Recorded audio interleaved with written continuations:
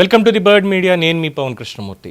శ్రీశైలంలో జరిగినటువంటి ఘటన నిన్న కూడా భక్తుల రద్దీ విపరీతంగా పెరిగినటువంటి దాంట్లో నేను ఆల్రెడీ మనం మాట్లాడుకున్నాం. దానికి సంబంధించి భక్తుల నుంచి ప్రజల నుంచి వస్తున్నటువంటి ఒక డిమాండ్, అసలు ఏం జరిగింది అనేటువంటి విషయాలు, వాస్తవాలు ఈరోజు మీతో పంచుకోబోతున్నా. నేను కర్ణాటక సరిహద్దు నుంచి, అంటే ఆంధ్ర కర్ణాటక బార్డర్ దగ్గర నుంచి ఒక మిత్రుడు ఫోన్ చేసి పవన్ గారు అది చూసామండి, బట్ అందులో ఏం జరిగింది అనే వాస్తవాలు కూడా మీకు ఇంకా తెలియాలి. మీరు ప్రజెంట్ చేసినటువంటి దాంట్లో అన్ని వాస్తవాలే ఉన్నాయి, ఏం జరిగింది అనే దానికి అక్కడ ఇమ్మీడియట్గా రెస్పాండ్ అయిన దాని మీద థ్యాంక్ యూ ఫర్ దట్ అని చెప్తూనే, ఏం జరిగింది అసలు, ప్రభుత్వం తీసుకున్నటువంటి కొన్ని నిర్ణయాలు, అక్కడ ఈవో చెయ్యాల్సినటువంటి పనులు చెయ్యకుండా ఉండడం, పోలీసులు కూడా, ఈ మాట అనడానికి కాస్త బాధగా ఉన్నప్పటికీ కూడా నిజంగానే పోలీసులు కూడా అక్కడ సరిగ్గా వ్యవహరించలేదు అన్నటువంటిదే కంప్లైంట్ ప్రధానంగా ఉంది. వారి మాటల్లోనే ఏంటంటే, పవన్ గారు నేను నిన్న 2 గంటల నుంచి సాయంత్రం 5:30 గంటల వరకు నేను అక్కడే ఉన్నానండి, ఆ సమయంలోనే ఈ రద్దీ ఇదంతా కూడా జరిగింది. అంటే నిన్న ఇన్ ద సెన్స్ మొన్న, అప్పటి నుంచే ఉంది. నిన్న కూడా అదే రకమైనటువంటిది జరిగింది. భక్తులు ఎంతమంది వస్తారు ఏంటి అనేది ఈవో గారికి తెలీదా? స్పర్శ దర్శనం ఒక్కరోజు మాత్రమే ఉచితం అని చెప్పారు ఆయన. బట్ పేపర్లో వాటిలో వచ్చింది వాస్తవం కాదండి, 4 రోజులు ఆ స్పర్శ దర్శనం అనేటువంటిది లేదు, కేవలం ఒక్కరోజు అని చెప్పారు. దాంతో భక్తులు వచ్చినటువంటి వాళ్ళకి ఆ బిస్కెట్లు ఏవో ఇచ్చారండి. ఆ బిస్కెట్ల బదులు కనీసం పులిహోర ప్రసాదం అన్న ఇవ్వచ్చు కదా. ఆ బిస్కెట్లలో డాళ్ళ ఇవన్నీ కలుపుతారు. 41 రోజుల పాటు దీక్ష తీసి వచ్చినటువంటి వాళ్ళకి ఇలా చేయొచ్చా అని చెప్పి ప్రశ్నించారు. రెండోది, 2 గంటల నుంచి 5:30 గంటల వరకు ఆ బ్యారికేడ్లు ఏవైతే క్యూ లైన్లు ఉన్నాయో వాటన్నిటిని కూడా పగలగొట్టుకుని బయటకు వచ్చారు. పైగా కొంతమంది ప్రబుద్ధులు పెడుతున్నారు ఏంటంటే, అసలు శ్రీశైలంలో అలాంటి రాళ్ళు ఉండవు, మరి వాళ్ళకి ఎక్కడి నుంచి వచ్చే రాళ్ళు కావాలని చెప్పి కుట్ర చేయడానికి చేశారు అని చెప్పని. చాలా తప్పు మాట. భక్తులు ఎక్కువగా వచ్చారు, ఇది వాస్తవం. ఎందుకు వచ్చారు? ముఖ్యంగా మహిళలు. ఫ్రీ బస్, ఈ దిక్కుమాలిన ఫ్రీ బస్ స్కీము ఎవడు చెప్పాడో తెలియదు కానీ దొరికిందే సందు, ఇంకా ఆ రోజు పనున్న పాటున్న ఏం ఉన్నా లేకపోయినా సరే వెళ్ళిపోవడమే అన్నట్టుగా తయారైంది. So I'm sorry to say this, ఈ మాట అనడానికి, ఎందుకంటే ఎన్నో సంఘటనలు చూసిన తర్వాత కాశీబుగ్గ వెంకటేశ్వర స్వామి టెంపుల్లో కూడా జరిగినటువంటి ఘటన, అది ప్రైవేట్ టెంపుల్, ఆయనంతటా ఆయన ఏదో నడుపుకుంటున్నారు, ప్రభుత్వానికి తెలీదా ఇంకోటాన్ని ప్రశ్నించినటువంటి వాళ్ళకు కూడా ఆ రోజు చెప్పడం జరిగింది. కాశీబుగ్గ వెంకటేశ్వర స్వామి టెంపుల్కి ఇక్కడ ఉచిత దర్శనాలను ఇంకోటనో ఏమీ పెట్టుకోవాలా. ఆ ఘటన అందరికీ తెలిసినటువంటి విషయమే. ఆయన్ని అరెస్ట్ చేస్తాము, ఇంకోటి చేస్తాము అని చెప్పడం హాస్యాస్పదం. ఆ రోజు అది అక్కడికి అయిపోయింది.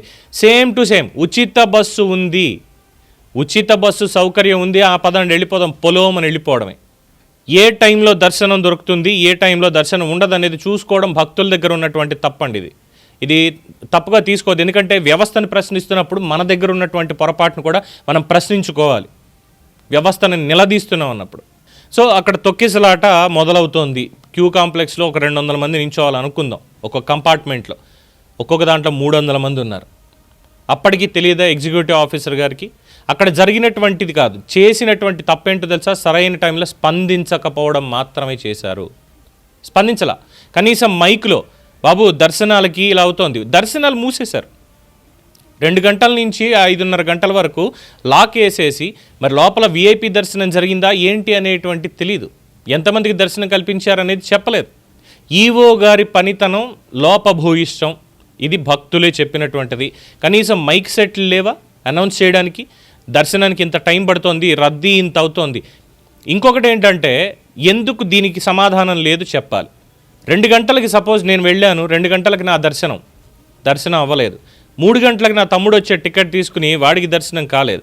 4 గంటలకి ఇంకొకళ్ళకి ఇచ్చారు దర్శనం, వాళ్ళకి కాలేదు. 5 గంటలకు ఇచ్చారు టోకెన్, వాళ్ళకి కాలేదు. అందరికీ 6 గంటల దాకా కూర్చోబెట్టి, 2 గంటలకు దర్శనం అవ్వాల్సింది 6 గంటల దాకా కూర్చోబెట్టడానికి ఏంటి? సో ఈ ఎంతమంది వస్తారు, ఎన్ని గంటలకి దర్శనాలు అనేటువంటి దగ్గర టికెట్ కౌంట్ ఇవన్నీ కూడా తెలియదా సిబ్బందికి? తెలీదా? అంత చూసుకోకుండా ఉన్నారా? పోనీ ఇవేమన్నా నార్మల్ రోజులా? పెద్ద దర్శనానికి అంత ఇబ్బంది ఉండదు అనుకోవడానికి, పవిత్రమైనటువంటి శివరాత్రి బ్రహ్మోత్సవాలు జరిగేటువంటి రోజుల రద్దీ ఉంటుందని తెలుసు. దానికి తగ్గట్టుగా ఎగ్జిక్యూటివ్ ఆఫీసర్ కానీ, లేదంటే అక్కడ ఉన్నటువంటి సిబ్బంది కానీ ఎందుకని సరైనటువంటి చర్యలు వీళ్ళు తీసుకోలేదు? తప్పిదం ఖచ్చితంగా ప్రభుత్వ వర్గాలదే. ఎగ్జిక్యూటివ్ ఆఫీసర్ రాజీనామా చేయాలని కోరుతున్నారు వాళ్ళు. అలాగే ఎవరైతే పోలీసులు లాఠీ చార్జ్ చేశారో, లాఠీ చార్జ్ చేసినటువంటి వాళ్ళ మీద చర్యలు తీసుకోవాలి, వాళ్ళని సస్పెండ్ చేయాలి అని చెప్పి భక్తులు కోరుతున్నారు. ఉచిత బస్సు దయచేసి పాఠశాలలకు వెళ్ళే బాలికలకి ఉచిత బస్సుని ఇవ్వండి.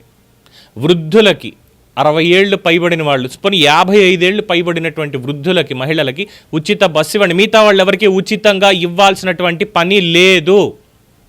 నిర్మోహమాటంగా ఈ ఉచిత బస్సు అనేది వచ్చిన తర్వాత కేటీఆర్ని తప్పుపట్టకూడదు. ఒక మాట అన్నాడు అక్కడ తెలంగాణలో, మా అక్క చెల్లెలు ఏం చేస్తున్నారంటే ఈ ఉచిత బస్సు వచ్చిన తర్వాత బస్సులెక్కి చాట్లు శుభ్రంగా ఉల్లిపాయలు తొక్కు పీక్కోవడం, లేదంటే కరేపాకు పీక్కోవడం చేస్తున్నారని చెప్పి అప్పుడు మాట్లాడాడు.